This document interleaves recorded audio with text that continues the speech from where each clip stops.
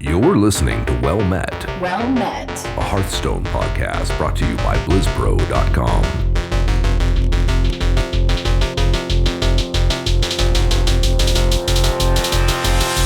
Well met.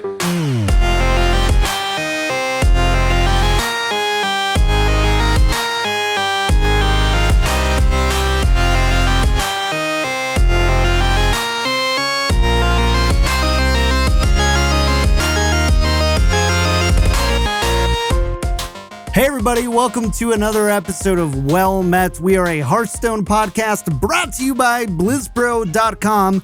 From Denver, Colorado, I am John Horstman, and with me, of course, is the crew, but we've got a special guest with us this week. Unfortunately, JR is not feeling well, and so we need someone to really carry JR and his thoughts and opinions, and we go, well, who has the closest to that on the opposite side of the spectrum? And we said, well, that would be Ray C591. Ray, welcome to the show, my friend. Thank you, John. Thank you. I'm glad to be here again. It was an honor last time. I'm glad that you decided to choose me to come back. Number one choice, number one draft pick. Nice. I'm feeling good. I'm feeling good now. Good, man. Good. Well, I can't wait to hear about your week in Hearthstone. But before we do, let's check in with the Raging Canadian. It is Kevin Obdestead. Hey, Kev.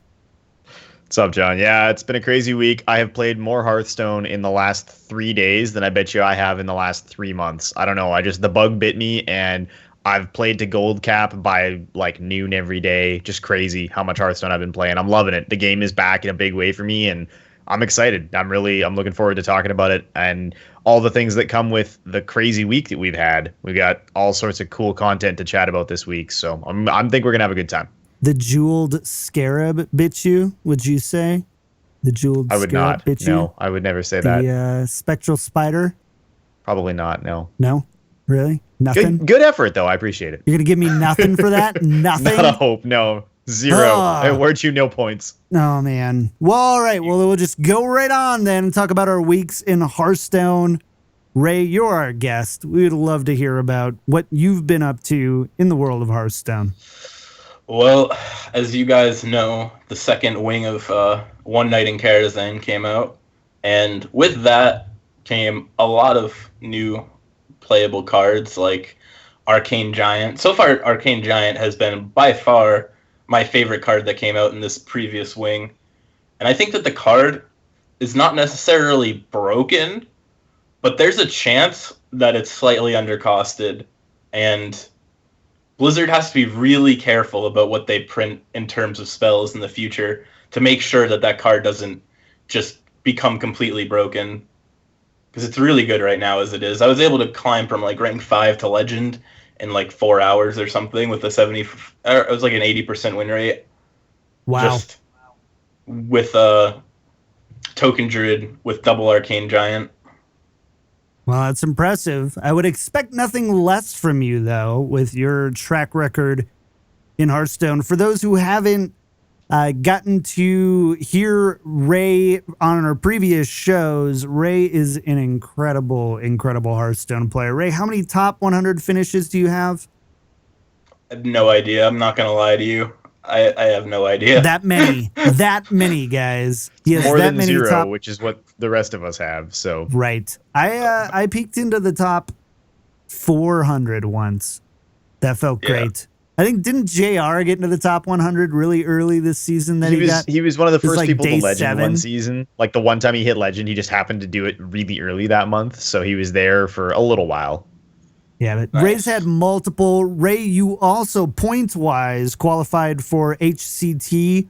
Is this your first time you've qualified, or have you qualified for others? Since I've been playing, I've qualified for every points tournament that they have. Like the last call from before HCT was a thing. It was like a last call tournament where you had to have points to play in it, and then that's how they did it. Where they just had like 2 main tournaments, and that's how you qualified, as opposed to this whole system. Right. But So, now with the HCT, I've qualified for all of them. So Yeah. basically what we're saying is raise a big deal. So we got to put our big boy pants on this week, Kev, and start, really pulling our Hearthstone weight. What have you been up to, Kev? Besides Like I said, playing a ton. A lot. Yeah, a lot. So I logged in to play when the newest wing, the opera wing of One Night in Karazhan opened up. And it was just silly. Like I crushed through the regular heroic and class challenge stuff in under an hour, like just blew through it. This adventure has been, I think, noticeably easier for me than previous ones have been in terms of raw difficulty. So I didn't even have to look anything up. I just blew through it. And then I opened up my friends list to see what everybody else was doing. And I'm looking down the list and I see all these people who are like, they're up in the like rank 8, 10 range. A couple of guys who are up into like the 5, 4 range. And I'm sitting there at like rank 17. I was like, no, okay, that's not going to work. This doesn't look okay anymore. So I just started playing like crazy. And I played, I had been playing a ton of Rogue and Mage, trying to finish off my last couple of Goldens. But then I found some deck lists that I really enjoyed. I was experimenting with Barnes Priest for a while, played a bunch of Evolved Shaman, played some of the new like Resurrect style Priest, and really like I'm enjoying the decks, which makes sitting down and playing, even when you're not winning a ton, feel really good again. And yeah, I hit gold cap every day, played a ton of games. I haven't decided if I have the time to make a legend push at the end of the month here, just because I know this week I got some big commitments, and then it'll be tough when Legion drops next week, because then I'm going to be kind of tied up with that as well. I mean, what? Yeah. What? So, I mean, between now and then is kind of my chance if I decide to go for it. And then next month, there's no way. September will be my WoW month. So, what about you, man? Have you been playing? Yeah, I've been playing quite a bit. It's been tough. I've really been trying to put some mileage on in Overwatch. I just kind of neglected it a little bit. So I tried to put some mileage in there. But I played a good, I would say, 9 to 10 hours. I have a goal to play 10 hours of each of those games a week minimum, just so that I'm playing consistently. I did a bit of streaming. I've been ramping up for Legion as well. And I also, in my personal life, we got all the podcast stuff squared away. So we're officially like, well, not we, but if it's officially under like a business. So I have a shiny card with the business name on it. So that's been pretty cool. But that also ate into some of my free time for gaming. So I'm going to get a lot of gaming time in this next week, though. I can feel it. I'm really excited about it. I'm hanging up around rank 10 right now. I've kind of jumped back and forth. I've been trying to play some more gimmicky fun decks on stream. I played with Dan Winterlin, who is one of our patrons. Played with him one night, and we did kind of a conquest type thing where we just played for an hour against each other. I barely eked it out 4-3, but I lost 2 games with my Cthulhu Druid in a row, back to back. So we did that. That was a lot of fun too. And yeah, so this week I'm hoping to hit the ladder hard. And I don't know if I'm going to get to make a push. School starts this week, but I want to get up there to rank, 5 or so before the end of the month. I believe in you, John. You can do it. Thanks, Sensei. I appreciate it. As long as you're with me in that Skype call, I'm confident that I can do it. Oh, man. You're a bit outdated. I heard you said you play with Cthulhu Druid. It was one of my, so the way it was, he emailed me. He said, I want to just do something kind of fun, and let's just do like a conquest thing. And as soon as one of your decks loses, you can't play it anymore, or wins, you can't play it anymore. And so I got through, my warrior decks and my hunter and my shaman. And then I go to the second page with like the very beginning of like Whispers of the Old Gods type decks, and there was Cthulhu Druid in there, so I'm like, whatever, we'll just play this. It's just for fun. So I'm not running that on ladder. Don't you worry. There's no Cthulhu Druid on ladder, but it was fun to play. If I had, there's like 12 Cthulhu cards in it, and I was 16 cards into my deck and drew 1. So the RNG was pretty bad, man. But it's all right. It was all for fun. So it was good fun. Yeah. Should we talk about some news? I think we should definitely talk about some news. This week in Hearthstone, Heroes of Warcraft. I love catching people off guard on that. It's what I do. It's like my main thing. Kapaloo has been saying in the chat, way to make Ray feel awkward. Well, that's how you do it. So we got quite a bit to talk about, but before we do, we want to thank our friends of the show, Albert T, The Real Ben, and Coral. Thank you so much for your support of the show. Your support has always been incredible for wellmet, and we thank you all so much. If you want to know more what that's about or want to support the show, we're really close to our $400 goal to do an additional episode. So if you want to see that, we did Wellmet Jeopardy last month with Disguised Toast, and that was really fun. And if you want to see more, sounds like a lot of fun. It was really cool. You should go back and watch the VODs. It was a lot of fun. It was really short, like in 45 minutes, but just a lot of fun. He schooled us in Hearthstone knowledge. Well, he schooled you guys. I did great. I did really great. See, I think I'm one of the very few Hearthstone players that has never played World of Warcraft. Like, everybody has all this knowledge about the backstories of all these Hearthstone cards, and I'm just here, like, when these new cards come out, like, you all know about Karazhan. Disguised Toast, I watched a video he made about, like, how he predicted Karazhan would be, like, the next place that they take the adventure to, and he was right. But to me, this is all new. To you guys, this is like all like, oh my god, they're bringing these things from World of Warcraft into Hearthstone and making it into the cards. But to me, it's all new. I'm just like, what is a Karazhan? Well, Ray, here's what you can do. On Garona, Horde side, we have a well-met guild, and we can get you on that, in that guild, and then we will run you through all the raids and get your WoW knowledge up to spec with your Hearthstone knowledge. How does that sound? Oh man, that sounds dangerous. Sounds pretty intense. Yeah, I mean, it is pretty intense. That's a lot of time. That is a lot of time. So instead, I've lost many friends to World of Warcraft. They're there one day and then they don't come out for months. They're just gone. So I got this tan, baby. Look at that. So let's actually jump into some Hearthstone news. This is a Hearthstone podcast. Kev, I think we do a Hearthstone podcast, right? This is Hearthstone. Periodically, from time to time. And so what we wanted to hit on first is Brode and Ben Thompson were on Rally Point this last week. And it was a really short kind of interview. It was the whole podcast episode was about a half an hour.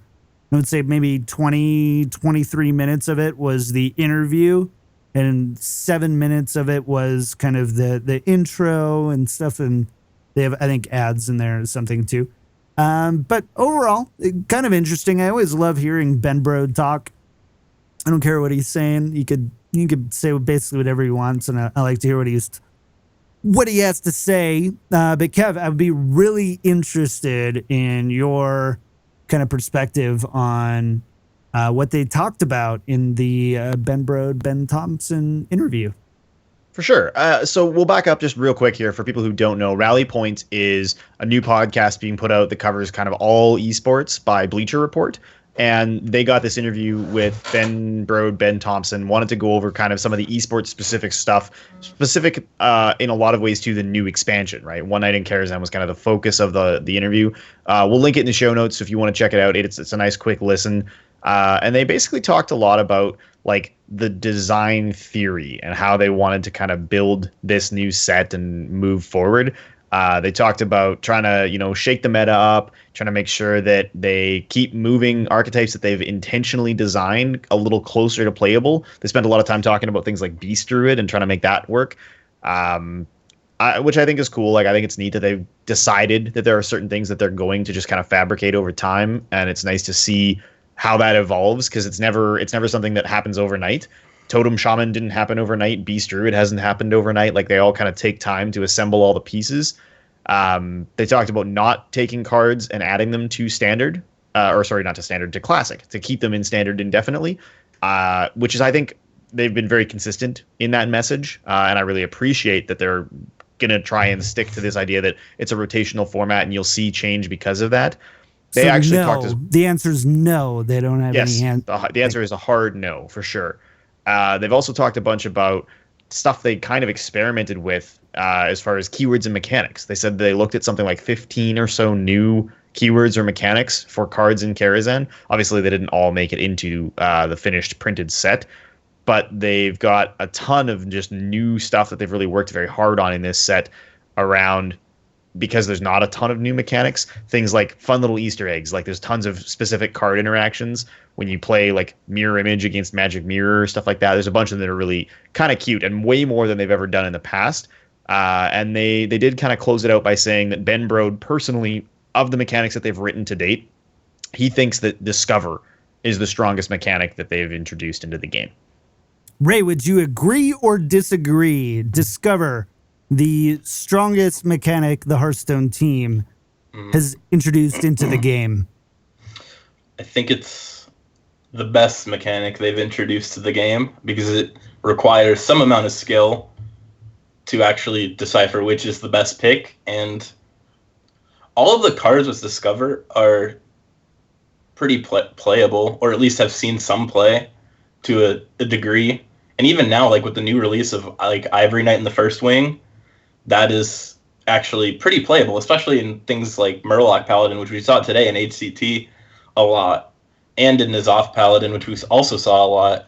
So I definitely think it's probably the most skill-based mechanic they've released outside of like things like Joust, or like, because those are less skill-based than Discover, because they're literally just coin flips to some degree outside of deck building. But I think Discover is really cool. It's my favorite mechanic. The strongest one, maybe. It's hard to say. Like Death Rattles might be considered a stronger keyword mechanic because that's still a keyword. And I think they might have been talking more about things that they've introduced that they've added like since the game came out. Yeah. Hearthstone, right? So obviously, because then you can make a thing like charges, which is why hardly anything has charge anymore.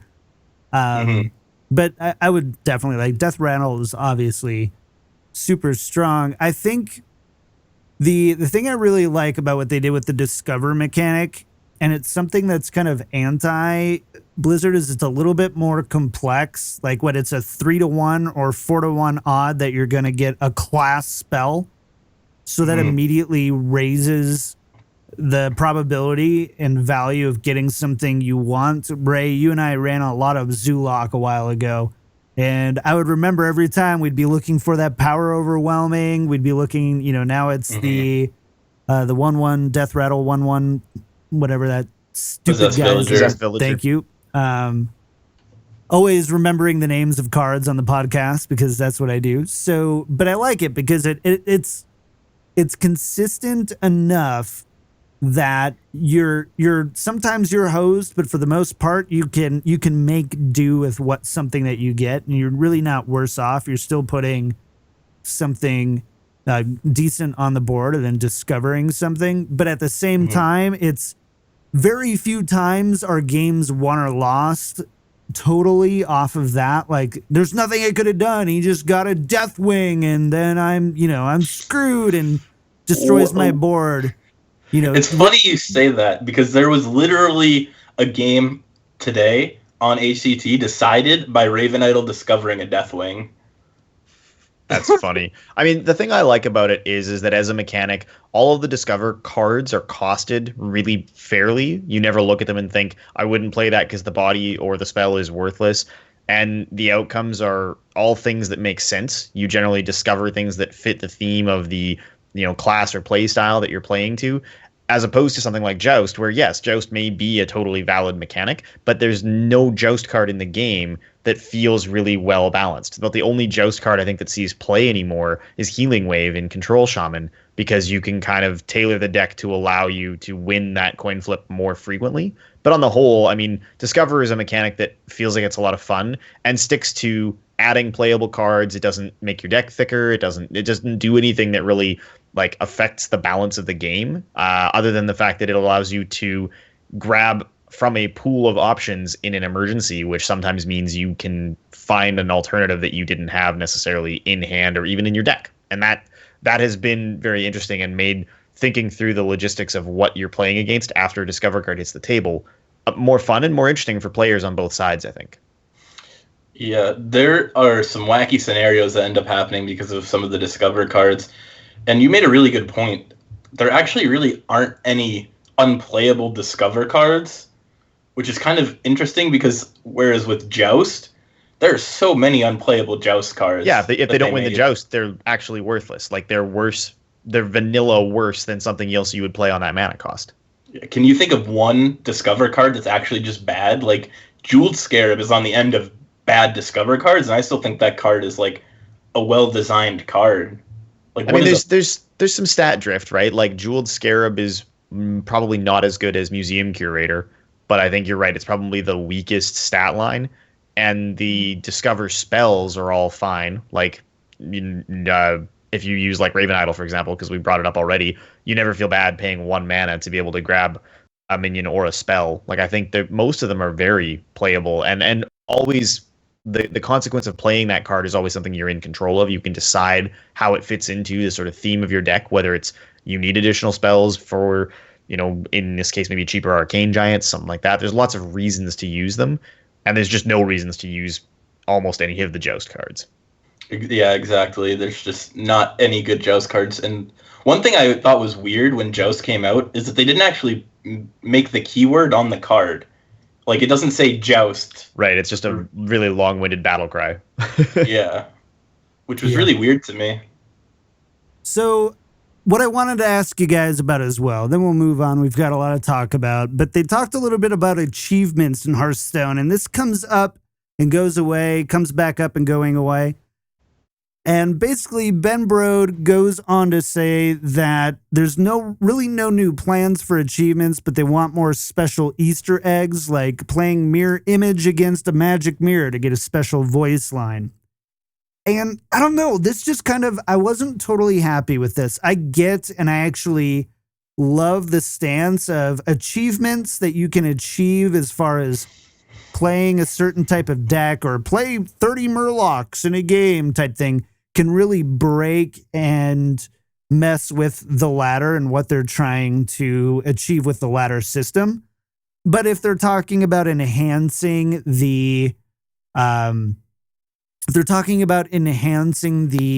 adventure experience, I wish that they would just make achievements. Why isn't there a thing of, hey, beat this person on heroic with no minions over 5 cost and get 100 gold or whatever? Like, I feel like there's more to be discovered. See what I did there? That for replayability, I think there's a big, thank you. I think there's a reasonable size of player base in Hearthstone who would love to just play adventures and play casually. And if we're already adding voice lines, I think, I don't know, I just like, why don't we see achievements? Obviously, for us tryhards on the ladder, it's maybe not that big of a deal. And for a lot of people, it's not. But if they're talking about enhancing that experience, I was just curious about your guys' thoughts and what you think about an achievement system, not a full-blown thing, no playing ladder type thing, but, imagine being able to get a set of achievements with every expansion that you could get, and maybe if you get them all, you get another card back or something like that. Well, with the way that people like Ben Brode have been talking about Hearthstone, they want to make it more appealing to casuals and like people who just like to have fun with the game. Like, one of his explanations for printing Purify was that people like those wacky kind of combo decks where they Barnes out a Deathwing and then Purify it. That was the exact example that he used. So they're trying to get more casuals to play, and that's why they're printing certain cards. Why wouldn't they want to enhance the experience overall for more casual players? Because for me personally, and people that play as much as I do, I could care less if I get 100 gold by doing something. But for somebody who just plays casually, like, that's a cool achievement to get, like, beat this guy on heroic in the adventure and you get like 100 gold or a pack or something. Like, that's probably really fun for casuals, I would imagine.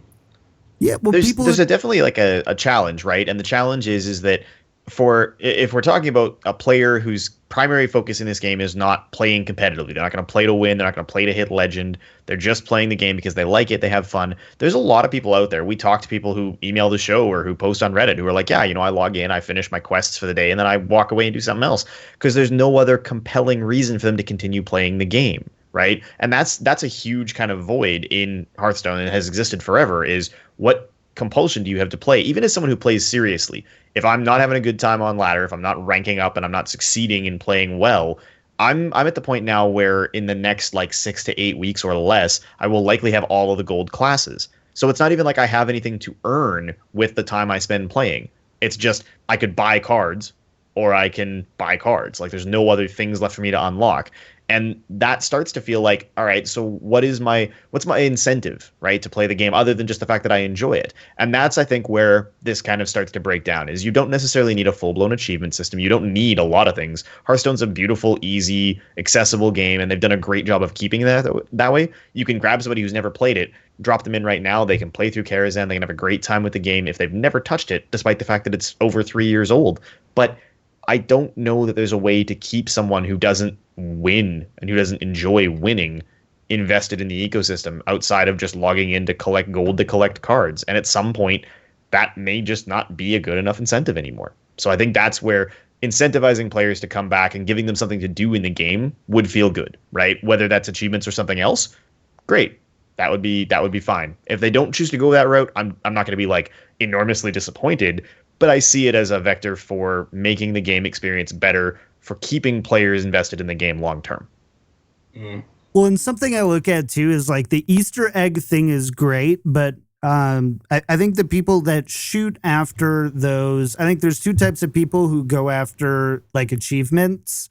Completionists, which, any of us on the podcast, I think would probably do it just because we need to complete it. And that's the way we feel about playing our Blizzard games.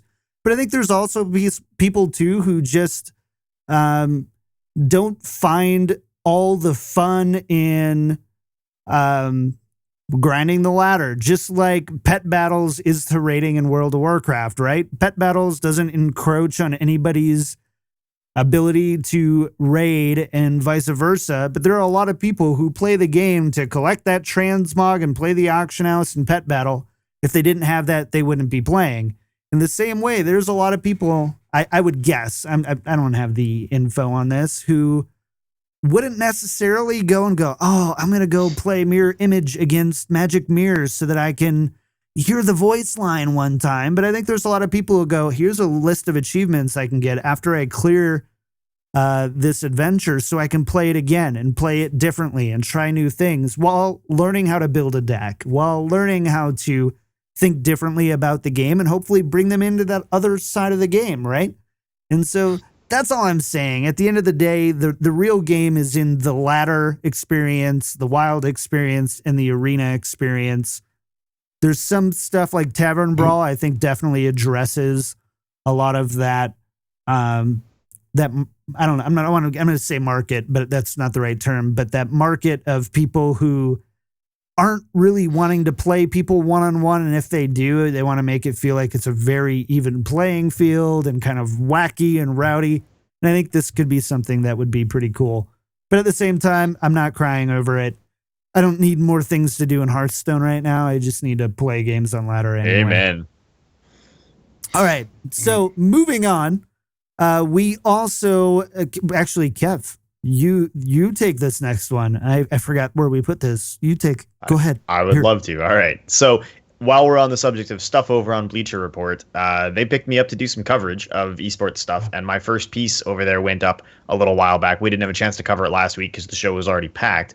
But I interviewed Drew Higbee, who is one of the associate managers for Hearthstone Esports, and we chatted about HCT and specifically kind of what they felt good about in the design of the system for 2016, because they're not at this point, unfortunately, ready to disclose anything about how it's going to work for next year. I assume we'll hear more of that probably around BlizzCon or kind of later in the year. But we sat and we chatted through kind of a whole bunch of stuff, the way that they massively increased the prize pool for 2016, the introduction of seasons so that we didn't have the kind of problem that we had in 2015, where from a spectator's perspective, there was just nothing going on in Hearthstone from January to August. And then all of a sudden you had all these tournaments to watch and all these scenes to try and catch up on because you had no idea what had been going on in terms of qualifying to BlizzCon itself. Getting rid of like the buys and the automatic invites for people who were kind of known players, which is obviously, I think there's probably arguments both ways on that one, given how HCT has played out this year. But there's some things we talked about that I thought were interesting because they haven't really been discussed anywhere else. So they talked, for example, about the way that ranked play points count towards HCT. And Drew gave me this answer that I was kind of surprised by and said that they think it's really important to give players both the opportunity to try playing in a tournament setting, but also that giving rewards to ranked play just for the latter, despite the fact that that experience can be really unenjoyable. You see all the people who like tweeted photos of themselves playing Hearthstone at midnight on New Year's Eve trying to get HCT points. They really want that consistent, convenient way for players to be able to accrue points. So you're not necessarily at the mercy of tournament scheduling or your availability relative to that, which I thought made a lot of sense. And they've talked about as well trying to tidy up the rules and the format in going into 2017. So I haven't seen this talked about anywhere else, and I kind of would like to hear what you guys think. But Drew told me that with 2016's rule set, they wanted to have the ability to change formats between seasons. So we've had some seasons that were done, Conquest versus Last Hero Standing, how the actual format worked, whether it was Swiss or double elimination or, all the different possible variations. They wanted to have the flexibility to try multiple things. But the intent of that apparently was to test and see what they liked with the intention of refining it towards a fixed rule set for 2017. So the rule book right now is not very clear, and there's a lot of questions that don't get answered, like when the bans went out in 2015 and no one knew how they would work, or the rule set now not being published for the summer, despite the fact that the rule book said it would be out by the middle of June or whatever, that it would be online and never actually got posted. They're trying to clean up that communication. They're trying to clean up that format for the actual tournament. And I'm curious to hear what you guys think. Like, do you think there is a Ray? This is a really good question for you, actually. Is there a correct, good way? Is there a correct and good way to put together a rule set and a format for 2017? Yeah, so they actually had a huge meeting of all the organizers of the people who run each Tavern Hero location, and they flew them out to Blizzard to actually have a meeting about this. And I don't know what happened, obviously, because they're not allowed to say, but I'm very hopeful for next season because this season, each preliminary was they were ran terribly. There's so many DCs. First of all, that's a huge issue, and that is partly Blizzard's fault because of the fact that they provide the Wi-Fi that the venues have to use, and if it disconnects, it's obviously that looks really bad, and that's a really bad issue. In the first prelims, I was about to make top 32, make day 2, and it was the end of the Control Warrior mirror where my opponent had no cards in their deck, and I had just played Golden Monkey. I had a full grip of monkey cards. He had nothing. He didn't even play the monkey version, and I DC'd, and I was playing on one of the admin's computers because I had DC'd prior to that, and none of this is my fault. I'm literally playing on the admin's computer. I DC, and then I lose the regame that they had to do because there wasn't a clear winner. And I think that's one of the things that they talked about a lot is whether you can get a group of people, a group of officials sort of, and determine whether a game is a winning game or a losing game outside of just whether there's a clear lethal on board, because sometimes there's a clear winner. I'm not even going to bleep that out because that was amazing. I get it. That's so good. I'm so sorry. I'm tongue twisted. There's a clear winner or loser in certain games, even if there's not exact lethal on the board. And I think that is a huge thing, whether they actually end up having that implemented next year or not. I think that would be a cool thing to have. The disconnects being a thing at all needs to be fixed. The prelim locations need to have stable internet. You can't compete for $100,000 and then just win and then not win because there's the other person A Yogg disconnected. Saron. I mean, disconnect. Sorry. Yeah. Well, Yeah. okay, and interestingly enough, right? We've talked about this because wellmet. If we advocate for anything in Hearthstone, it's tournament mode. And tournament mode. And we've talked about this because most of the other Blizzard games actually have the ability to resume game state from a disconnect. So if you're playing StarCraft in a match with somebody and you disconnect, you can go back in and you can basically go back to the last stable point that was communicated to the server and resume from the replay and just pick up where you left off. And they've been using that same technology. Hopefully it's going to cross over and be available to Heroes of the Storm as well because it's on the same engine. So the fact that they can do stuff like that, I know it's obviously more complicated to do in Hearthstone because of Unity and the way that like game data is stored and communicated to the client and everything, but there's got to be a way that they could do it. If for nothing else, then surely for a tournament setting, for a tournament mode or for HCT specifically, like put a different build out and make it available to people to use that only connects to a server that's only used for HCT. Whatever it takes, right? But that seems so obvious. There's no reason that should be something that's deciding whether people make it into competitive Hearthstone. Yeah. I think a tournament mode would be fantastic. Obviously, that's the dream, but like you were saying, just a resume state. That's like you were saying, like a local tournament mode, like would be fine because like the only tournaments that matter in reality are the HCT tournaments, like to Blizzard, right? Like they don't care about like the third-party tournaments as much. Yeah, they're not going to manage DreamHack or whatever. Yeah, right. So like the HCT specifically, that's where you're pretty much representing Hearthstone. There's like this is where you're showing your game off and your pros and all that stuff. So specifically for that tournament, there could be some type of local tournament mode where it's only for HCT. Just at the very least, like I've been there. I've seen people's dreams have been crushed due to disconnects. It's just kind of crazy how big of a deal it is. And nobody really notices it because they only see it every so often. I mean, more so this HCT it happened, but usually the general public doesn't see that much.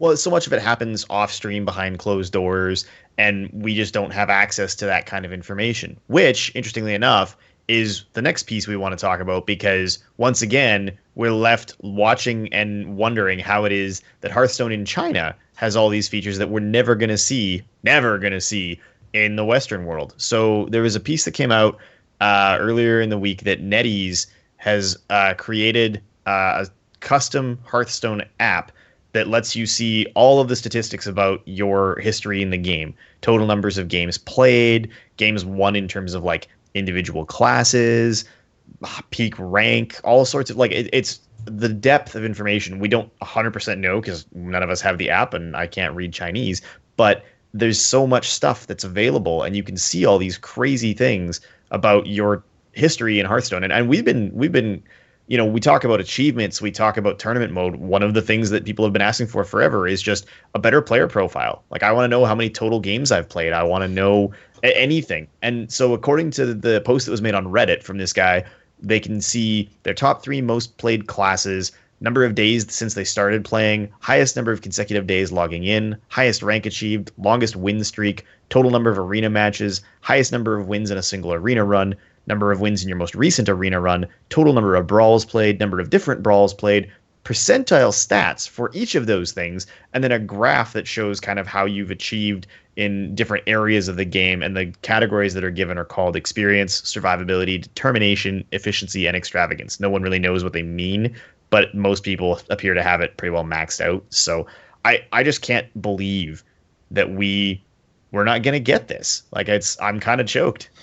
Blizzard actually has that knowledge because they've released certain players' information that make, like, if you make top 8, I was talking to my friend Bradford about this, Bradford Lee, and he got to see his information, like that info, like how many wins he had, the percentages of wins that he had with each class in ranked play, stuff like that. All that information Blizzard actually has, and they can tell you if they want to, but they only tell people who make top 8 of HCT, and that's kind of. So I'm never going to see mine for one, and for two, that's really weird. JR well, it's crazy, gets right? to see his though.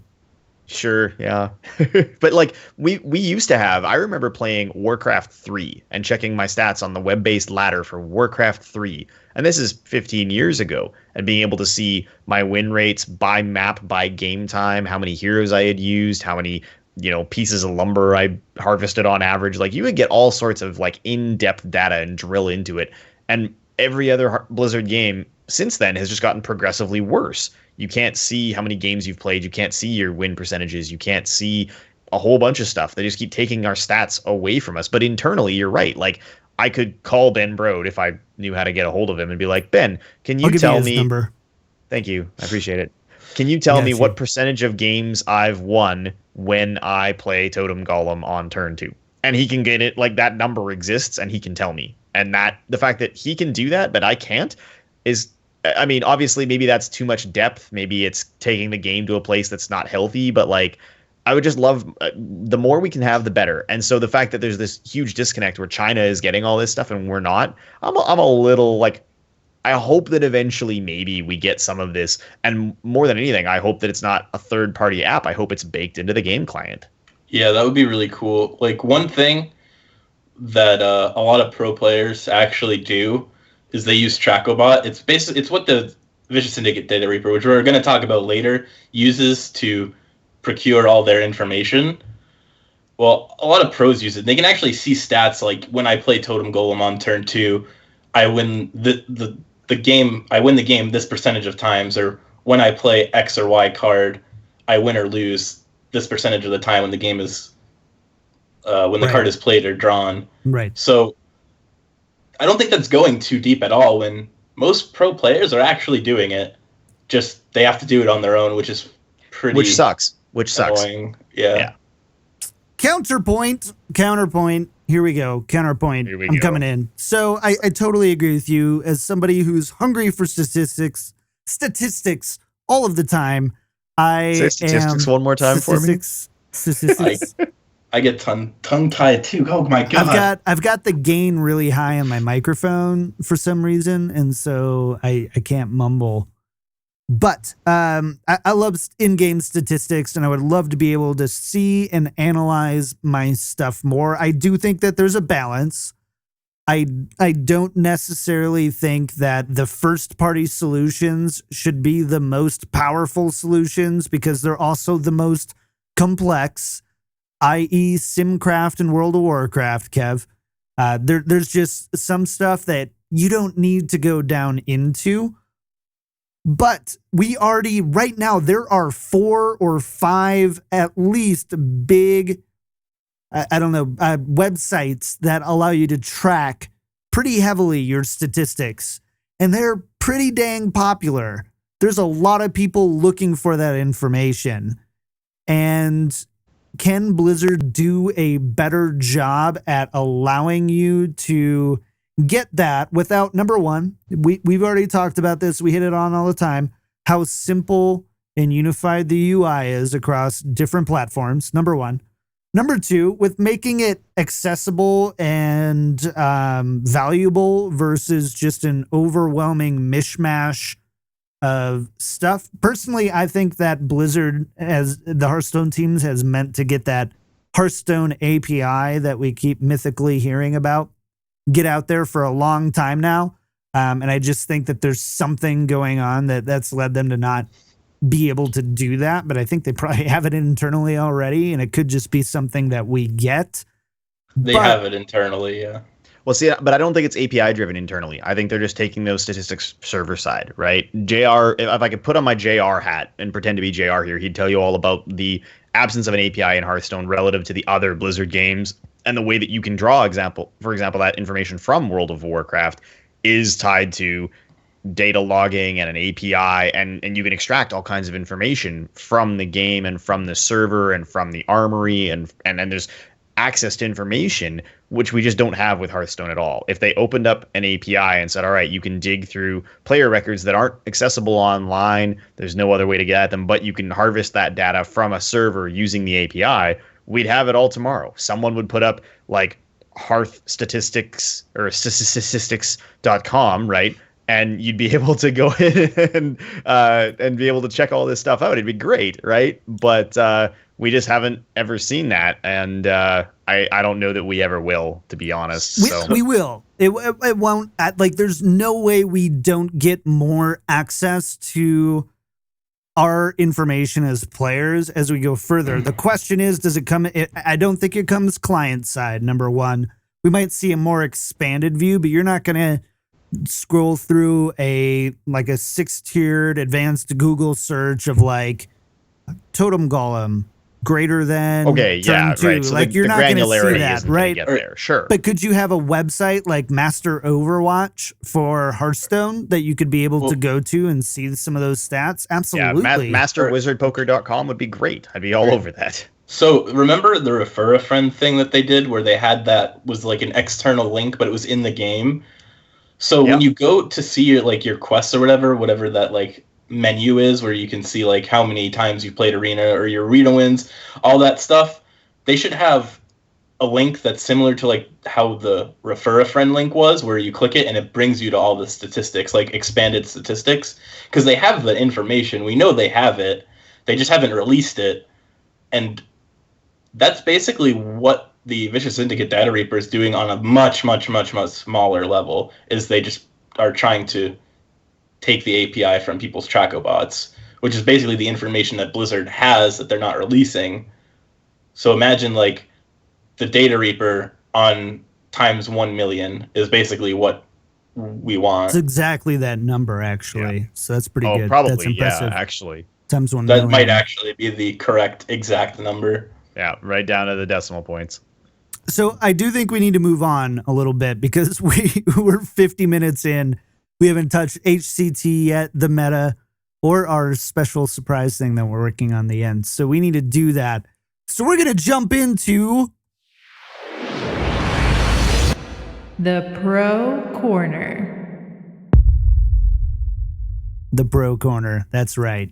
So we did have the Hearthstone Championship Tour NA Preliminaries go on this weekend. Has it finished up yet tonight, Ray? Or are they still playing? I think the last match just ended. Teray won, and I got that sweet shout out. Yeah, we heard about that. So I think it's done right now. I don't have the exact names because it's been going while we're prepping for the show. So I don't have the exact 8 people who are going to be playing in the championships, but we actually just wanted to talk more about the NA preliminaries in general and what you thought. Ray, we've now seen the winter, spring, and now this is the summer summer preliminaries.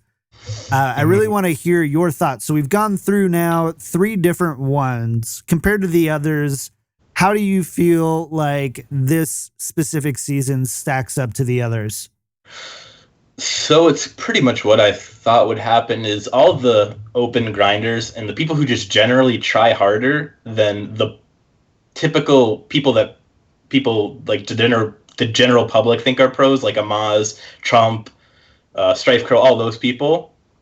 They're just not able to play at the level of these open grinders who are just playing every day for countless hours. And now the open grinders are starting to just make top 8 of the prelims. Like, everybody excluding the Brazilian player are people that kind of grew up in my generation of players, so to speak, where we were just the ladder grinders, and now we've gotten to a point where we're all just becoming the people who are top 8ing these big tournaments now. So I know all of these people, and it's kind of cool to me since they're just all my friends at this point. And the old pros are kind of just have been cycled out of the tournament scene and are more streaming oriented now. And Firebat actually talked about the reasoning behind it is mainly just because it's too hard to win. It's just not worth the time anymore for the amount that you get, like money-wise. Compared to streaming and invitationals, going to a Seat Story Cup. Absolutely. Mm-hmm. So Ray, you might be biased. So try to go to center really second. Do you think that's a good thing? So for the Hearthstone competitive scene. Do you think it's a good thing where it's at? Did they swing the pendulum too far from the last year where you had invitationals that could give BlizzCon points? Kind of. Could you, Kev? I forgot. You could have like a limited number of invites, right? Yes. You had seeded players. Yeah. Right. Yeah, and they could start like a round deeper or whatever, so they didn't have to play through like the original Swiss bracket type of thing. That was all legal under the old rules. Right. So do you think they've swung the pendulum too far? So basically what happened was, this is around when I started, and people were complaining that all these pros that people think are actually the top players are only getting their like invites to like BlizzCon and stuff because they were seeded into these tournaments. Now that Blizzard took that away, you're literally not seeing them at all. And it's kind of crazy, excluding the people who are like super tryhards like Taish and Amnesia and those people. Oh, yep. Yeah, all those people. Chalky. I'm not referring to like every pro. Obviously, there's pros who are still trying really hard. But yeah, I don't know. It's hard to say. The viewership has definitely gone down from last year because people just don't know who these players are. And Blizzard doesn't do a good job at providing background stories for people. You're watching these preliminaries, and you have no idea who they are. Literally none. Because Blizzard doesn't even tell you how they got their points. Like, the open tournaments that people are playing in to qualify are not covered at all. Like, Right. I think Blizzard should at least promote the open tournaments or cover it on their own channel to some degree. Maybe even like once a month is good enough so you know who these open players are, because these aren't people that are new to the Hearthstone scene. These are people who are winning opens every single week. Right. Like, and they're constantly top 100 ladder, top 50 ladder, top 10 ladder, whatever. It doesn't matter. They're amazing players and nobody knows about them because Blizzard doesn't give them a pedestal to stand on. Ray, I'm glad you said that because Kevin and I, we've talked about this quite a bit. We've gone back and forth. It's got it even pretty heated sometimes in Slack and in other places about just this new format. And I don't think anyone disagrees that the way things were run last year wasn't and shouldn't be the final evolution of what the competitive Hearthstone circuit is as far as the World Championship goes. But I would also say the same thing about this year, is while they iterated it and made it better, there are definite things like, number one, you're right. It's a lot harder to be invested into HCT right now because there are so many players you don't know and don't know what their story is and haven't watched their stream. And it's been, for me personally, it's been something that's kind of hard to follow. Cool. There's, out of the 128 people who are going to get played, we're going to see 16 matches on streams. So that's 32 players. And of those 32 players, maybe 10 to 15 of them are people who have been here before or have some sort of following, and it gets a little overwhelming. Kevin keeps smirking at me, not on me. You can't smirk on me. It's not how it works. Challenge accepted. Kev, what do you say? All right. So there are things I can't say on this topic, for better or for worse. But what I will say is this. The way that HCT works now is absolutely better than it was before. I don't think anyone on Earth would tell you that they would prefer to go back to the way things were. Having said that, we're walking this really awkward line where, because Hearthstone's not a team sport, there's not a lot of big organizations with big name players who are actually really, really, really talented Hearthstone players. They're personalities, they're streamers, they're entertainers. They make for, great showmanship. They put on a great Seed Story Cup, but they're not necessarily, to Ray's point, the best players, right? And so you end up with this awkward line then where you have a community of super try-hard people who kind of take ownership of what Pro Hearthstone looks like, and that hasn't existed for long enough for there to be a well-developed storyline or for us to be exposed to these players or their histories. A lot of people who've gotten through to HCT, when we did player interviews, when I was there for the preliminaries, there's people who are like, we don't know because this guy only started playing the game 6 months ago. Like, we don't have information about them. And there's a lot of challenges that come from that, because the pendulum could swing all the way the other way, and we could treat it like competitive Street Fighter, right? Where when the tournaments are held, anybody who owns a controller can walk up, register, and play, and you just whittle down from all of the people who want to play down to the pros. And those games tend to end up where your top 16 are names that you'll recognize because the game has a little less variance than Hearthstone has. So is it the best possible outcome in terms of a esports production? No, absolutely not. And I don't think you'll hear anyone who works on esports tell you that this is what it should look like to maximize viewership, sustainability, exposure. No, not a hope. But it's a very fair system. And the question becomes, what's the optimal way to make the finished product interesting to people? Do they want fair or do they want entertainment? And I think even when we talked about, Frodan's state of casting thing, which I had words to say about that, he made the point that there was very little in the way of consistency from one tournament to the next, where last year you couldn't tune in and follow along to a storyline. And that's what people said is we want seasons, we want storylines, we want to tune in and see our favorite players throughout the year. There's still no storyline. This year they tune in and they watch Hearthstone every other weekend and they still have no idea what's going on. And like Ray said, you can't see where they're getting their points, how they're earning their place at the table. It's all still a mystery. And until it's not a mystery, like right now, I couldn't even go look it up. If you want to know who won HCT North America Preliminaries today, if you didn't watch it, you're going to have to go onto Battlefy and find the bracket because it's not even going onto Liquipedia. There's no one tracking this stuff. It's not being recorded. So there's just a crazy situation where we don't really know why Hearthstone has lost all of that grassroots effort. John, can you... I have to add one thing. So I watched the Atlantic Showdown for Overwatch this weekend. And if you went to live.playoverwatch.com, it was amazing. You had all the matchups right there. You had links to the VODs when you clicked on the matches. You knew it was coming up. Everything was all done in-house. And even they have their social media like pop-ups, like Play Hearthstone or Play Overwatch would tweet something with a poll and it would show up and you could click, I think this person's going to win, or I think this team's going to win, or I think this person's the better Reaper or whatever. I would love that for Hearthstone. Something like that, something that simple. It was amazing. It was the best esports experience I've had to date as far as watching something. For watching something on a stream, yeah. So, actually, I'm curious, and as soon as I click on Overwatch on my Battle.net hub or whatever, you can see the ESL thing, the Overwatch Atlantic Showdown, whatever. You can click on that and it goes right to it. Whereas with Hearthstone, the thing that's on the front right now is the Opera is live in the Americas.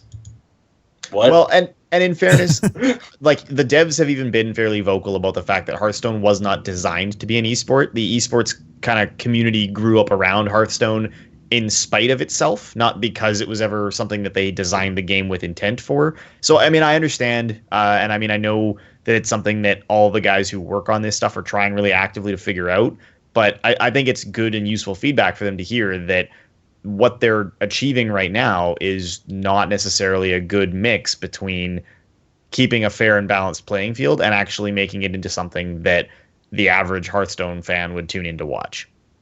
I think that's kind of a shame if they just want to throw that away. I think it's too late to throw away Hearthstone as an esport. It already has grown so much. They're not going to throw it away. No, God, no. That's I think it's safe.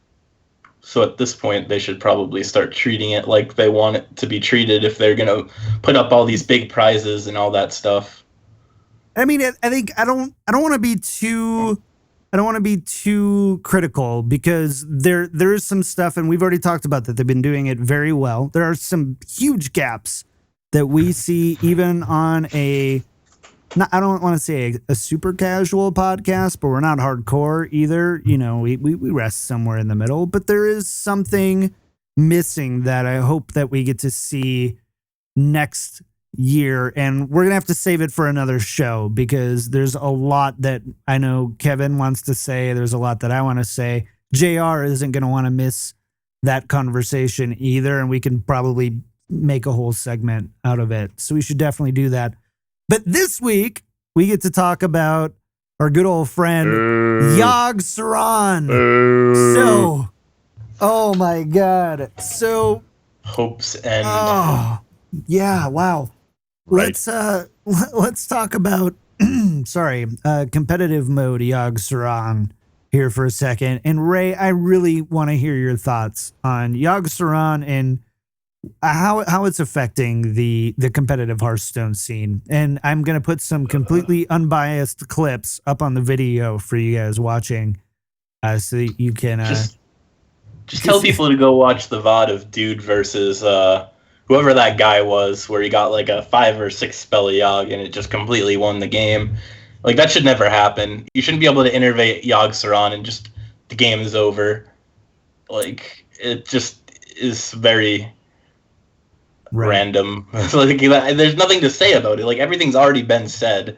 It's obviously not good for the game in a competitive state. Like, it's not good for competitive Hearthstone to have a card that is literally a coin flip of whether you win or lose. Like, people don't take that legitimately. Like, that's like saying I'm a professional coin flipper. Like, that you can't take that seriously. What was it? There's an episode of How I Met Your Mother where you're the coin flip bimbo. Anyways, sorry. Go ahead. I know. Okay, How I Met Your Mother. Sorry, pop culture stuff. That show ended like 5 years ago. But you're right. Mean, I could rant for an hour about how Yogg Saron is bad for the game, but it doesn't mean it. Like, everybody already knows that at this point. Me saying different things about how Yogg Saron is bad is just kind of irrelevant now. It seems like everybody just knows that. There's a difference to me from like entertainment, and there are some entertaining things that you see from Yogg Saron, but when I see a huge Yogg that totally turns the table, like the one we're looking at from APX Void and Lead Paint, and these are just clips from today and yesterday, and the ones that I could find this afternoon on my lunch break. So like, I don't know if there was other ones too, and there's probably some that were kind of even, but at the end of the day, none of these were like, oh man, Lead Paint really outplayed APX Void, and that was really well done. It was like, oh, Lead Paint cast enough spells, and then he played that card that he happened to have in his hand, and he got to innervate it out even, so he got an extra spell, and it cleared the whole board. Yay, like, go competitive Hearthstone. Like, that makes it really hard, too, because something we talked about just earlier with the Hearthstone Championship Tour is there's a lot of good players playing in a game where your statistics run, on ladder between, 55 and 65% for most. And when you have that and introduce this kind of randomness in a best of 5, you are really playing with people's hopes and dreams, and that doesn't feel great. And I don't know if that's what we are really looking at doing for Hearthstone going forward. So any last thoughts on Yogg? We don't want to go too far, but let's talk Yogg a little bit.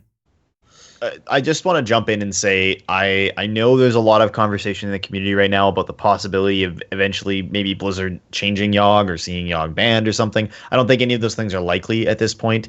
I know there's lots of people who are trying to defend Yogg and say it's a 10-mana card. It should have a substantial impact when it's played. The bottom line, I think the bottom line right now is that the way that Yogg Saron works has insufficient limiting factors. Basically, if you play Servant of Yogg Saron, you know that you're getting a random spell with a maximum cost, right? If you had to play a certain number of spells to activate Yogg Saron, the way that you play a certain number of spells to be able to get, Arcane Giant down to a playable state, then great. But as it stands right now, there's not enough of a drawback, I think, is the problem. And you certainly can play him and end up killing your own Yogg and gaining nothing and sitting there staring down, certain defeat. But it's the huge range of variance that just makes it feel like, in a professional setting especially, it, like, for me on ladder, if I lose to Yogg, I lose to Yogg, right? And it doesn't change the outcome of my life. Whatever. But I mean, this decided this decided someone's career in Hearthstone today. It decided a substantial amount of money. It decided their ability to play for a slot at BlizzCon. I don't think it's fair. I don't think it's a good thing for the game. And one way or the other, I mean, lessons learned. I don't think Blizzard will necessarily print a card like this again, but I really hope that they're watching things like the outcome from today and saying, all right, is that what we want competitive Hearthstone to look like? Because it makes everyone who watched and tried to look at correct lines of play and figure out the strategy go, oh, there wasn't one. We just have to see what happens. And that for me really takes away from the validity of the whole experience. And should this be what we're talking about? At the end of a long weekend of great Hearthstone played, we're talking for 20 minutes about Yogg Saron and how he screwed some people over out of their hopes and dreams.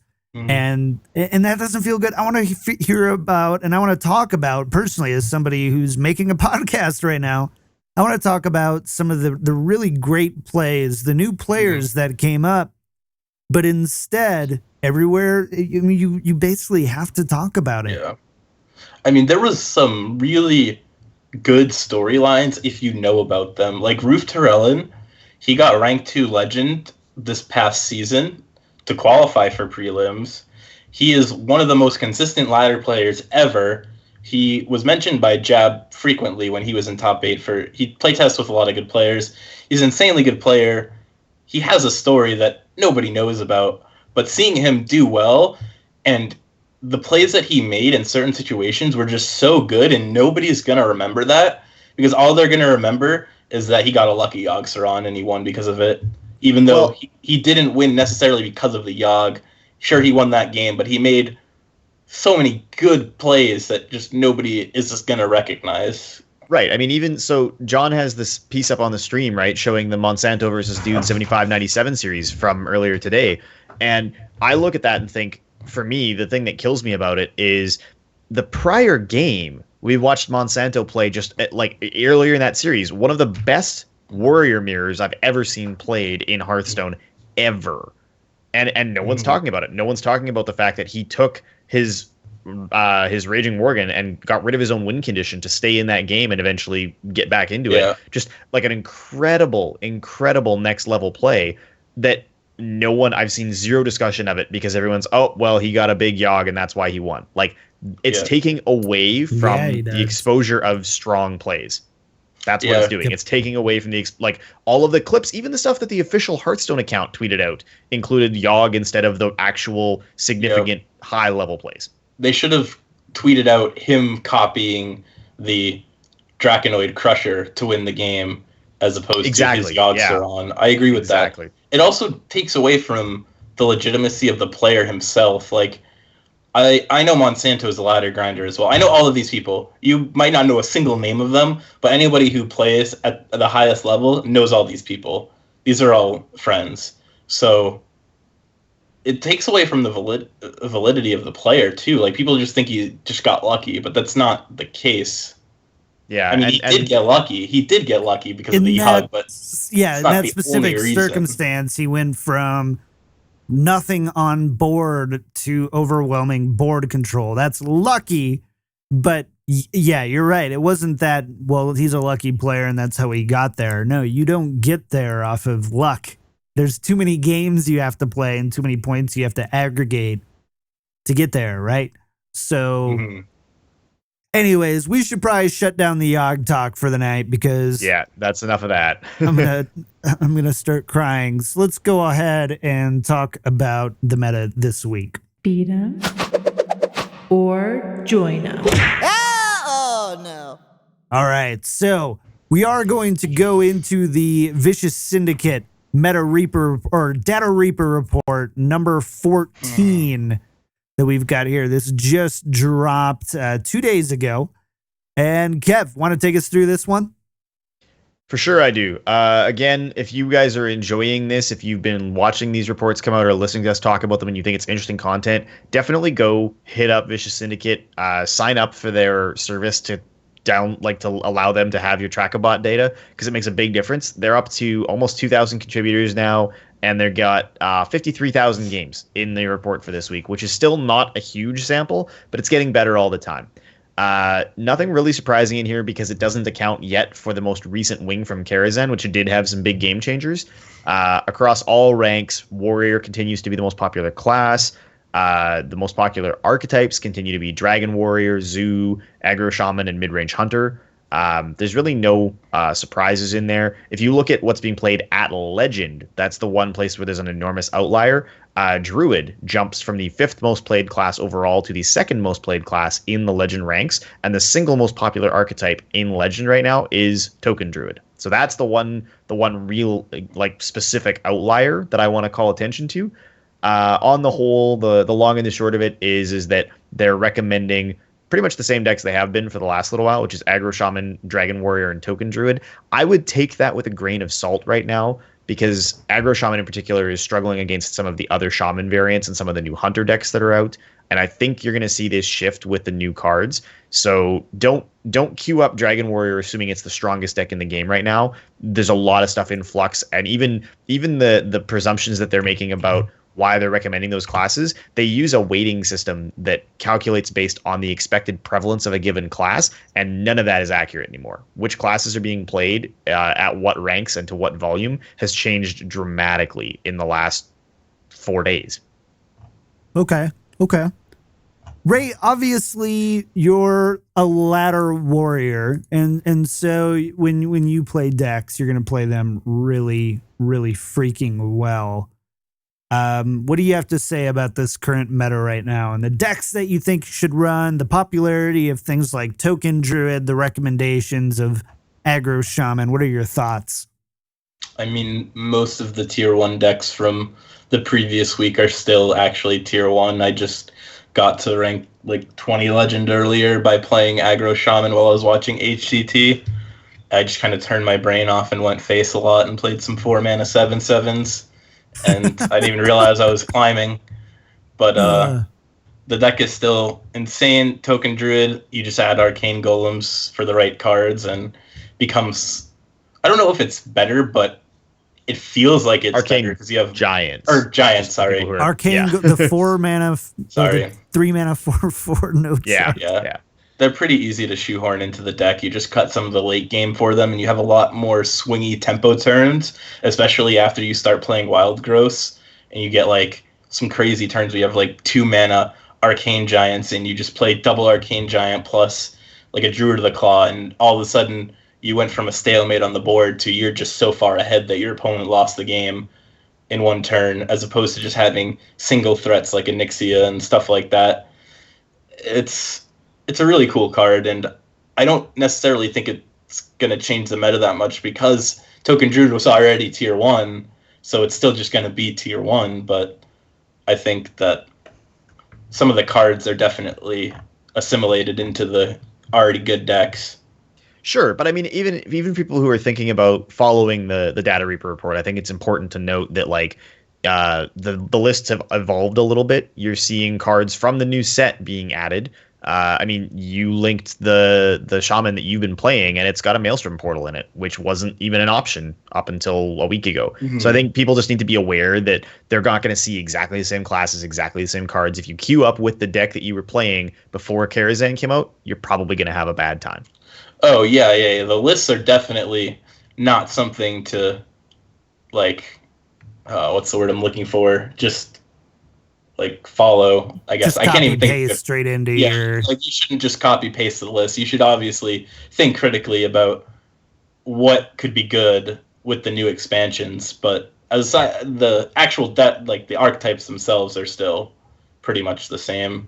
And if you don't know what lists are good, what you do is you log onto Twitter, you find @RayC591 and you say, "Hey Ray, I want to run this list. Or this archetype. What list should I run?" And then you run that list. That's how I did it. Oh, God.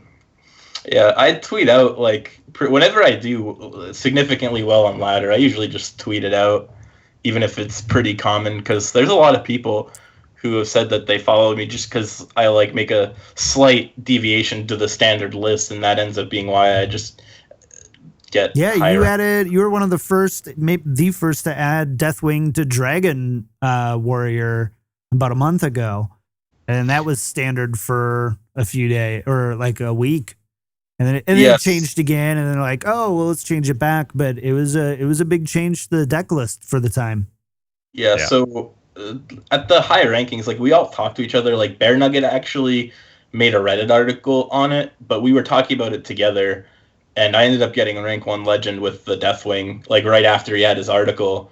And then the Data Reaper, I was working on it. I was working with the Data Reaper at the time. I was the warrior expert, and they ended up listing it as the Racy 591 warrior, and everybody's like, no, that's Bear Nugget's list. And I was like, it doesn't matter. Like, we all talk to each other. It's all like whoever gets credit for it usually ends up just being the one who does the best with it. Right. Like, we both like came up with it. Right. And there's a lot of pros who come up with the same ideas even. Like, Reynad is not the first person to invent aggro shaman or whatever, but because he's like the most popular person, if he plays it, and he might just get credit for it because he's more popular. So I think like labeling people who created certain decks unless they're specifically unique is kind of silly, and I think that you just credit the people that do well with the deck, unless it's very unique. Right. Sure. So we're going a little long here, so I'm going to reel it back in. We're going to talk about this last little bit. Kevin, do you think we should even do this last little bit, or should we say? Yes, please, yes. Okay, we're going to go into this last little bit.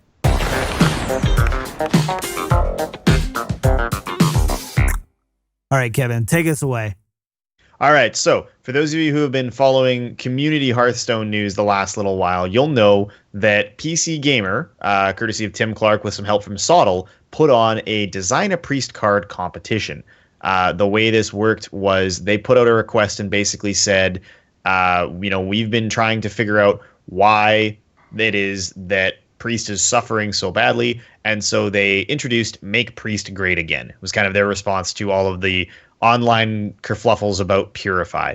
The contest was open for about a week, and they said, we don't want to see memes, we don't want to see another 4-drop, we want to see something that would really help, Priest solve some of its woes, contest against like Zoo, Shaman, Dragon Warrior, some of the early board type stuff. And they ran this cool contest and got thousands, like 3, 4, 5, I don't remember, thousands of entries that they had to whittle down to a top 10 and a single winner. So I don't want to speak for everybody. I'm just going to talk my reaction. But I looked at the top 10 cards and I was really disappointed. There's some cool ideas in there. There's some clever stuff that feels like people really, wanted to do something clever.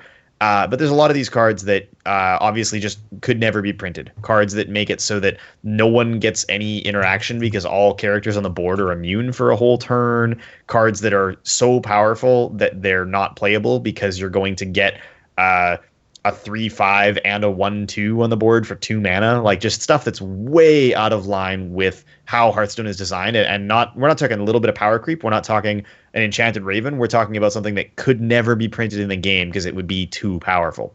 So out of the 10 cards that they ended up selecting, I would say there are 2, maybe 3 that could legitimately actually be printed and added to the game. And I was really disappointed with that personally. John, what did you think? Yeah. Okay. That's what I thought. Honestly, yes. You phrased it really well, and I know that if I talk about it more, we'll go way too long. But yes, I think there's a lot of room for innovation when it comes to Priest yet, and I don't think it ends with this competition. Right. So you know what I'm saying? I know exactly what you're saying. So our disappointment was palpable. We were so hoping to see something really clever, something that showcased what exactly the Hearthstone community could do. Not to throw out memes, not to say, here's a 4-mana 7/7 holier champion, haha. Like, we wanted to see some real clever stuff come out of this. And so we, Wellmet Podcast Incorporated, are going to run our own Design a Priest card competition. So for you guys, our listeners, our fans, people who are part of our community, we know you guys have great ideas. Ray. You guys send us amazing emails. You always have the right questions. You're always talking about why it is that things are happening the way they are in the game. And you've got experience at all sorts of levels of play. So we want to hear from you. What one card would you design that we would introduce to Hearthstone in an upcoming expansion or whatever to solve this problem. And so if you look up the PC Gamer contest, we'll link it in the show notes. You can jump over to hearthcards.net and use that tool to design your own card. Give it all the right information, mana cost, attack, health, rarity, everything you want. Put that card together, save it, and send it to us. Give it to us either by email at wellmet@blizzpro.com or on Twitter at wellmetpodcast. We want one card per contestant. And the big things that we want you to take away here are it has to be a card that fits the design rules and way things are done today. So you can't make cards that don't use Discover the way Discover works, for example, because that was totally an issue in the PC Gamer one. We're going to pick a card based on its legitimate viability. Like, how likely is this card to help Priest and physically actually be printed? Would a Hearthstone designer look at it and go, we could probably put that in the game? The winner, whoever's card we select that we're the happiest with, we're going to give them delivered for free a brand new Well-Met shirt. I want to put a couple asterisks and elaborate on a couple things. Number one, Do that. we use Spreadshirt. So if you're in a country that does not, Teespring, Spreadshirt, we use one of those two websites. And if you are in a country that does not have delivery to those websites, I have no way to really kind of get it, deliver it. That's not how we have it set up currently. So I'm sorry. Still send us your submissions, but hopefully that's not a deal for anyone. It's number Spreadshirt. one. Spreadshirt. Perfect. Number two, send us one card to wellmet@blizzpro.com or at wellmet podcast.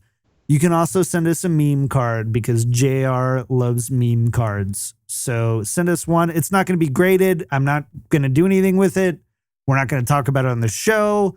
Don't put too much time into it. But if you want to make a meme card, I am okay with you sending a meme card. We're just not going to talk about it. We're just going to laugh about it in Slack.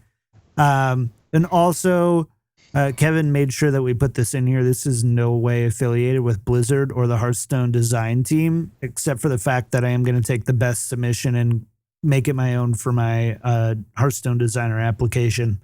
So No. Not even in jest. No. Okay. That's not a thing John would do. I'm also not applying for a Blizzard Hearthstone. I'm a rank 5-ish player designing Hearthstone cards for Blizzard, whatever. So that's it. We want to hear your thoughts and send us your cards. And we're going to give you 2 weeks on this. We thought about giving one, but then we thought about the people who only get to listen by Friday or Saturday. And Kevin, I know you don't like that, but that's an executive call. We're making it happen. Right. So you've got 2 weeks to do it. We'll probably review some of the cards. Official deadline then September 3rd. Yep. We'll probably review some of the cards next week, though, so we can kind of talk about them depending on how many we get. And then we'll announce a winner at the very end. So, yeah. We got to get out of here. Sorry, we went long. Ray, thank you for staying with us for so long. You are a trooper, good, kind sir. Time flies when you're having fun. So yeah, and I didn't get to do the last one with you because you were here as my substitute. So it was cool to hang with you and do the show, man. I appreciate you being here. Oh yeah, that's true. That's true. I subbed in for you last time. Yes, you did. Awesome. Yes. Well, let's go ahead and get out of here. First, you can send us your emails to wellmet@blizzpro.com. I do my best to go through all of them and at least reply. I don't always promise putting them on the show. Some of them are too long. Some of them are silly and some of them are mean. Just kidding. We don't get mean emails, really. I actually can't remember the last mean email we got. So if you want to send a mean email to wellmet@blizzpro.com, I'll lose all self-confidence for the week. Next, Patreon. What do we got going on there, Kev? So again, you mentioned it earlier, John, but we are getting very close once again to our $400 Patreon milestone, at which point in the month of September, we would record a bonus episode of Well Met. Our first bonus episode we just did back in July was the very, very cool Well-Met Jeopardy with special guest Disguised Toast. We had a great time doing that. It was a really awesome production. John put in way more time than you would believe to make that happen, but it was an incredible finished product. So if that's something that interests you, you can check out our Patreon at patreon.com/wellmetpodcast, see all of the cool individual rewards as well as the milestones we're working towards. And this week, we'd like to welcome Ryan W., who also goes by Cage Kumo, to the Wellmet family. Thanks, dude, so much for being a part of the show and helping us do this. Wellmet is 100% supported by our friends and fans, and that means the world to us. Absolutely. And it's really helping us do some really cool things, like being able to give out t-shirts and being able to have people like Disguised Toast on the stream, and for me to be able to spend that extra time to Putting do that all together. that. Yeah. I took a day off of work, and so thanks to our patrons, I was able to do that. So hopefully it was worth it. iTunes reviews as well. We love your iTunes reviews. They make us so freaking happy. JR does a happy dance in his wig and sunglasses and pink Speedo every time we get a 5-star review. Oh, God. I'm never sleeping again. We absolutely love that. So leave your 5-star reviews on iTunes or on Stitcher. We have it set up to catch both. This week, we want to thank Diz's Hey Jay. I know that one was for JR because it says something, but he would have messed it up. And never complete. And then from Sweden, Christopher with 3 R's. Thank you so much for your 5-star reviews. Yeah. Shoutouts. Let's do shoutouts for the week. Ray, you first. Who do you want to shout out? Pimp all your stuff. Tell us everything. Well, I actually left Vicious Syndicate about a month or 2 ago and joined a new team called Esports Hero. They're a company that's going to have a website that's going to host tournaments like similar to Battlefy or Strivewire, but they're going to try to do it better. It's not out yet, but once that drops, I'm sure people are going to be playing tournaments on it and all that stuff. So shoutouts to them. They offered me a really good contract, and I'm very happy there. And that's actually why I left the Data Reapers, because they didn't want me to do it once I left the team. But sure. Well, congrats, either way, man. Well earned. Shoutouts to them. Shoutouts to all my friends who were at HCT this weekend who did well, especially to Ray, who gave me a huge shout out at the end when he made top 8. That was really cool. Yeah, that's really it. And I guess my Twitter, but you already said that earlier, at Racy591. And my stream, I plan on streaming soon. I just got a sub button actually from Twitch. Congrats, like a dude. month That's awesome. ago. Yeah, I got the sub button, streamed once, haven't streamed since. Dude, I'm so jelly. Gonna do that soon, probably this week. So watch out for that. I'm gonna go for rank 1 legend when I stream. I'm like 23 right now, something like that. So nice. You should. Yeah. You're good enough. I believe in you. I think if I show you a few things, you really might get there. Yeah, definitely. So when we do the call after this, you're gonna be coaching me to rank 1, right? I'm not gonna be. Exactly. We're not gonna be sitting at rank 12 getting Golden Warlock. That's for sure. Not gonna be doing that. Not at all. No. We're gonna be getting rank 1 legend. All right. Well, Kev, what do you got? Not a whole lot this week. I'm going to be doing a bit of streaming. So for anybody who is a WoW player, I might stream on Tuesday. The final night, we're going to do moose mount runs for anybody who hasn't gotten a heroic Archimon kill. If you've got a horde side character and you need a moose mount, we're going to be doing that Tuesday night. I'm just going to spam them for as many people as we can.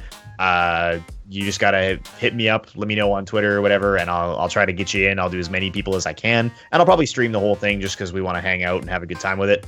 Also going to hopefully play some more Hearthstone this week upcoming, while I'm kind of just waiting for Legion to come out and getting the excitement of Karazhan out of my system. Last but not least, I do want to send a special shout out to my good friend Ben, who, because it's official now, he's announced it kind of publicly so I can talk about it finally, accepted a job as one of the product managers for Hearthstone Esports. So congratulations to Ben. Super excited to see what he does with Hearthstone Esports in 2017. I'm going to give you that. I'm going to cut it short right because it's way too long. But that's Thanks, a big dude. applause for you, Ben, and congratulations. That's a Yo, huge, tell Ben to hook huge, me up. Right, me too. I need Ben to hook me up at Blizzard, Ray to hook me up at Twitch, Kev to hook me up with Life, and I'll be all good. I'm just be a resident mooch. All right, let's get out of here. Oh, but before we do, I'm still streaming, raising some money for TwitchCon. I'm almost to my halfway point. I'm like $50, $60 away from $300, which would put me right at halfway. I am going to be at TwitchCon with Jimmy Bloxam and some other people doing we're doing a panel called Podcasting on Twitch, Growing Your Community. And I'm going to be on that panel with some of the incredible people over at Misclicks, of course, Jimmy, and the Stormcast guys. So if you want to check that out and help me get there, hop on over to my stream, twitch.tv/kicktripod. I'm actually going to be streaming right after the show. Gonna grab a quick dinner, grab a drink, and then we're gonna do some streaming. And I'm gonna really try hard to talk Ray into hanging out with me, but it might be really late. He's on the East Coast, so if he's not there, I'm gonna say he's gonna be there so that everyone comes over. And then if he's there or not, whatever, whatever. I'll be able to stay awake for another like hour and a half. Oh, he's the best. Woo! So that's where we're going to be. Twitch.tv/kicktripod in about 15 minutes if you want to head over there. And yeah, I think that's about it. So that's it for us this week. You can tune in together with your friends live every Sunday at twitch.tv/BlizzPro at 7 p.m. Pacific Standard Time, or find us on your favorite podcast outlets. For updates throughout the week, follow us on Twitter at wellmet podcast. And wellmet is entirely supported by our fans. Find out more at patreon.com/wellmetpodcast. We also have merch at store.blizzpro.com. And as always, a big thank you to Jake Buttineau at jakebuttineau.ca for our music and site designs for our graphics. Thank you again for joining us for episode 74. I didn't mess that up, even though I didn't put the right episode number there. Episode 74 of Wellmet. We will see you next time. Have a good night, everybody. Ray, thank you again. We'll see you all. Thank you for letting me be on. Of course. We'll see you all soon. Bye-bye. Bye-bye. I gotta hit the button. Yeah, this is too hard. Damn it. Well Met is a production of BlizzPro.com. The show records live at 7 p.m. Pacific Standard Time at twitch.tv/BlizzPro. To get the latest news and information about the show, follow us on Twitter at wellmetpodcast, or join us on our subreddit at reddit.com/r/wellmetpodcast. If you would like to support the show, you can find out how at patreon.com/wellmetpodcast.